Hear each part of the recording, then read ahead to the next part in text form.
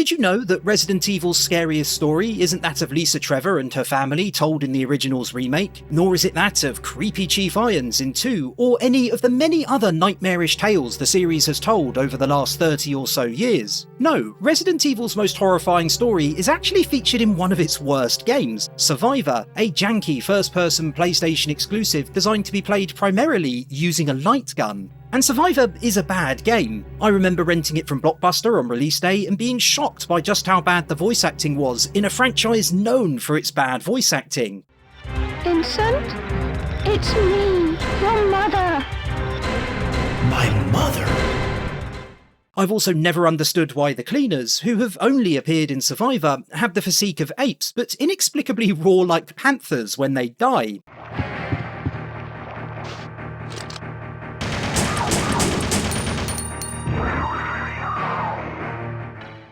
Or why, of the game's 8 weapons, 4 are handguns. For die-hard Resident Evil fans like me though, there is still some value to be extracted. Survivor surprisingly mirrors the third-person trilogy's focus on choices, for example. You have to decide between different paths on multiple occasions, with events playing out differently as a result. It's also packed full of all the series' best enemies, from hunters and lickers to dogs and spiders, and even not 1 but 2 alligators. And then there's Survivor's most brilliant turn, which isn't found in its gameplay, but rather in its files. If you've played Resident Evil 2 or its remake, you definitely know who Mr. X is. A tyrant in a green trench coat with a bald head, sometimes wearing a silly hat. He is undoubtedly one of the series' most infamous monstrosities, a hulking stalker who endlessly hunts you down and always appears when you least expect it.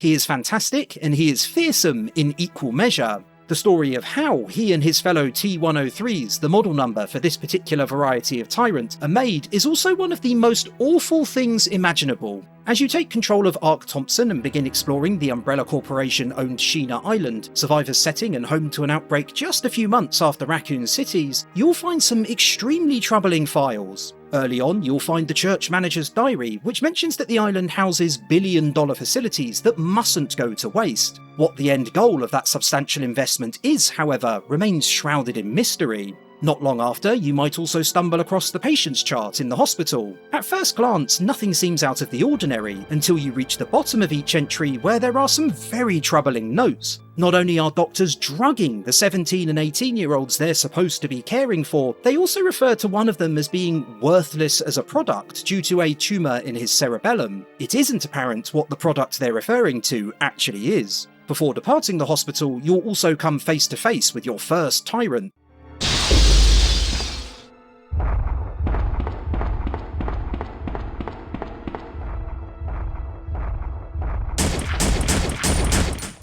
And you will be meeting a whole lot more of them from this point onwards. After barely managing to fend off the beast, you reach the sewers, where another file awaits. And Janitor Andy's diary is the most explicit so far. According to him, the city's supreme commander, a man named Vincent, is rumoured to be conducting savage experiments on children brought in from all over the world. Apparently, there was also a terrible accident above ground, and Andy also notes that when he met Vincent, he could see nothing but cruelty in him. Andy was right to see cruelty in Vincent too, with the pair of files you find in the prison you head to next painting a horrendous picture. The prison chief's diary speaks of a false report the chief in question sent to Umbrella headquarters of 20 guinea pigs ending their own lives, when it was actually a mass escape attempt. That report was on Commander Vincent's orders, to cover the fact he gunned down most of them in cold blood as they desperately tried to flee. A minute or two later in a cell, you'll also find an imprisoned boy's diary. Even in his first entry, he's aware that he and his fellow captives' fate is to be used in experiments, and he also speaks of guys from Umbrella taking he and his fellow prisoners on trips to the local arcade or nightclub to help relieve stress. He also notes that it's strange everyone around him is roughly the same age, the youngest being 16 and the oldest 19 or 20.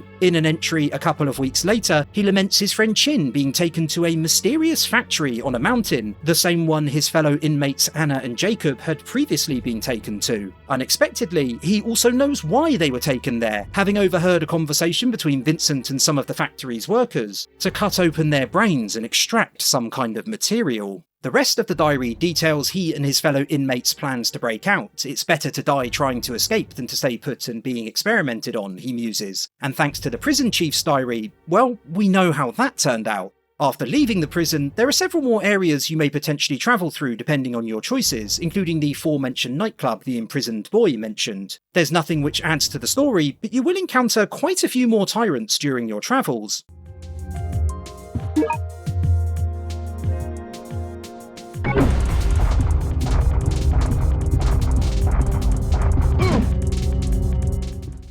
And assuming you're again able to survive their onslaught, you'll eventually arrive at the local Umbrella headquarters. While exploring the enormous building, there are a couple more files to be found. Vincent's wiretapping record, created by concerned colleagues, confirms that yes, he was 100% responsible for the deaths of the 20 guinea pigs at the prison, and also details their plans to turn him into the company for his crimes. Imagine how evil you must be to be too evil for Umbrella's employees. The other file, Vincent's diary, reveals that it was he who leaked the T-virus across the island to stop evidence of his wrongdoings ever reaching his employer. Both offer interesting tidbits, as does a file found shortly after in Lot's house. In his diary, he writes about how his dad told him that the teenagers being brought to the island were to be operated on so they could be made into decent people, something Lot believed for a time, as he even refers to them himself as inferior. He also hears of Vincent's acts in the prison and struggles to understand why the commander killed them if Umbrella was supposed to be helping them by operating on them, his father's indoctrination clearly colouring his thoughts.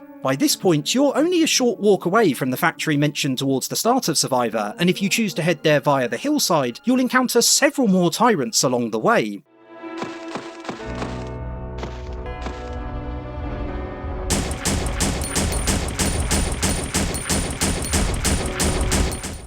If you hadn't already started to question why there are so many roaming Sheena Island, surely this will be enough to make you wonder. Arriving at the factory, at long last, the truth is finally revealed. A factory worker writes in his diary that he can no longer stand what he's been doing there. The teenagers kept in the prison, the ones regularly transported to the factory, have been his subjects, with his job to sever their skulls and extract part of their brains. He says that Vincent told him they are just raw material used to create tyrants. What's even more distressing is that they were kept awake during the process, and Vincent also ordered that no anaesthetic be used while beta-hetero nonserotonin, the material needed, is being extracted. They were aware of everything happening to them, and they felt all of it. Survivor's last file, How to Extract the Material, goes into further grisly detail. The reason you've had to fight so many tyrants throughout Survivor, it's because beta-hetero non-serotonin is injected into tyrant candidates during gene cultivation, and the factory is one dedicated to creating them. A material mainly produced by those going through puberty, beta-hetero non-serotonin is a chemical released when a subject is in a state of extreme tension or fear, which is why Vincent insisted that no anaesthetic be used. Subjects are kept awake, kept fully aware of what's being done to them so their brain secretes the material, after which their pituitary is immediately extracted.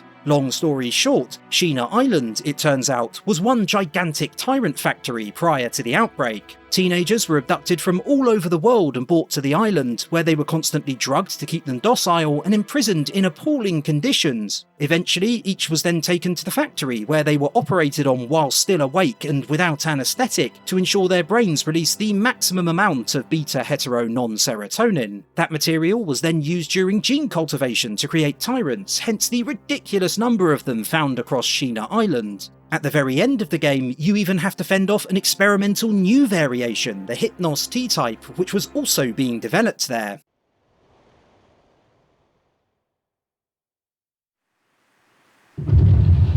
It's still alive.